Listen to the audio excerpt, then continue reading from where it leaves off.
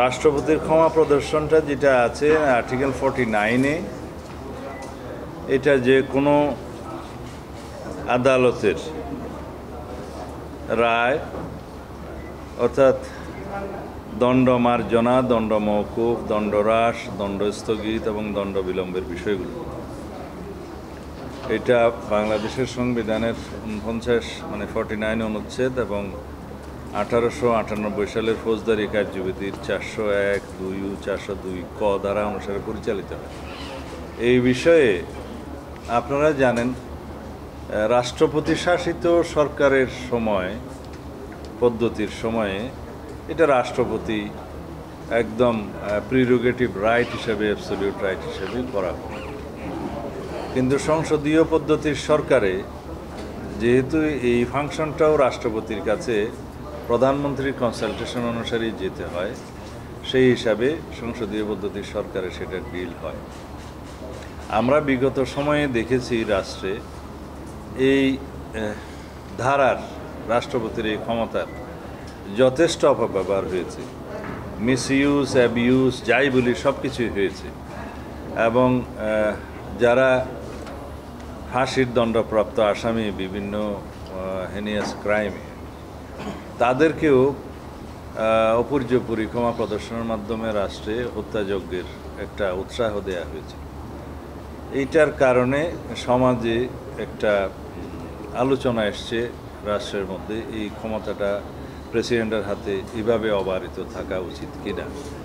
তো সেই সেন্টিমেন্টের সাথে একমত পোষণ করে আইনের মাধ্যমে রাষ্ট্রপতির এই ক্ষমতা প্রয়োগের একটা বিধান আনা যায় কিনা এবং সেই আইনে পরামর্শ সভা বা বোর্ড ইত্যাদি রাখা যায় কিনা এবং তার সাথে কোনো নীতিমালা প্রণয়ন করা যায় কিনা, কি কি পদ্ধতি অনুসরণ করে এই ক্ষমা প্রদর্শনের বিষয়টি করা যায়।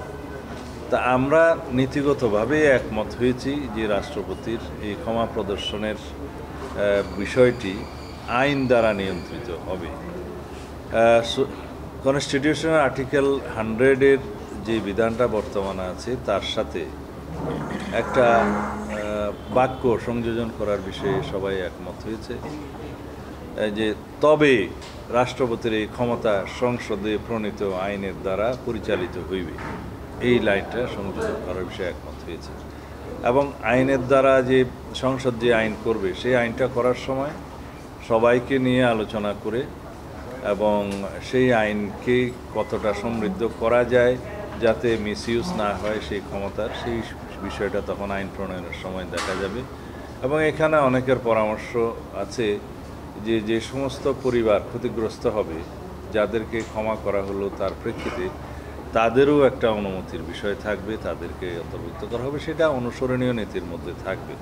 আরও অনেক বিষয় অনুসরণীয় নীতির মধ্যে থাকতে পারে এবং সেটা বোর্ডের মাধ্যমে পরিচালিত হয়ে শেষ পর্যন্ত যা কিছু সিদ্ধান্ত হবে তা আলটিমেটলি চূড়ান্ত সিদ্ধান্তের জন্য তো রাষ্ট্রপতির কাছেই যাবে। তো সেটাতে সবাই একমত হয়েছে, এটা একটা ভালো অগ্রগতি। এবং সেটা আমার পরামর্শ ছিল এই বিষয়ে যে আইনে এইভাবেই সংযোজিত করে এটা সংশোধন করা যায়, মানে পরিবর্তন এবং সংযোজন যেটাই বলেন করা যায়। পরে সংসদে প্রণীত আইনের ক্ষেত্রে তখন বিস্তর আলোচনার মধ্য দিয়ে একটা আইন প্রণীত হবে। তারপরের বিষয়টা হচ্ছে বিকেন্দ্রীকরণ হাইকোর্টের। আপনারা জানেন সংবিধানের 100 আর্টিকেল অনুসারে সময়ে সময়, মানে সুপ্রিম কোর্টের পার্মানেন্ট আদালত যেটা, সেটা রাজধানীতে অবস্থিত থাকিবে, এটা 100 অনুচ্ছেদের প্রথম লাইন। তারপরে বলা আছে যে হাইকোর্ট ডিভিশনের বেঞ্চ রাষ্ট্রপতির অনুমতিক্রমে সময়ে সময়ে ঢাকার বাইরে স্থাপন করা যাইবে প্রয়োজনীয় সংখ্যায়। এই বিষয়টাতে আমার প্রথম প্রস্তাব ছিল যে হাইকোর্ট ডিভিশনের বেঞ্চগুলো প্রয়োজনীয় সংখ্যায় সময়ে সময়ে স্থাপন করা যেতে পারে না দিয়ে যাবে শব্দটা দিয়ে একটা বাধ্যতামূলক করা, যে হাইকোর্ট ডিভিশনের সার্কিট বেঞ্চগুলো যাতে প্রতি বছর একবার অথবা দুইবার, মানে একাধিকবার প্রয়োজন অনুসারে যাতে ঢাকার বাইরে প্রয়োজনীয় স্থানে, শুধু বিভাগীয় হেডকোয়ার্টার হবে এমন কথা নাই, যেখানে সুপ্রিম কোর্ট উপযুক্ত মনে করবে